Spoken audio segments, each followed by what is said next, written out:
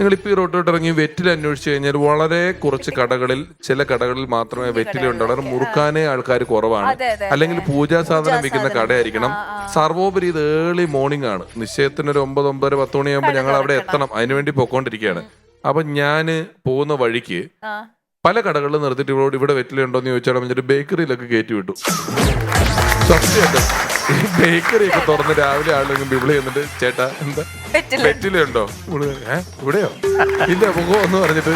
അതുമല്ല വെറ്റില ചോദിച്ച് അത്യാവശ്യം ഒരുങ്ങിയൊരു പെങ്കൊച്ച് നല്ലോണം രാവിലെ 8 മണിക്ക് അവർക്ക് മനസ്സിലാകുന്നില്ല ഇത് എന്ത് തത്വമെന്ന്.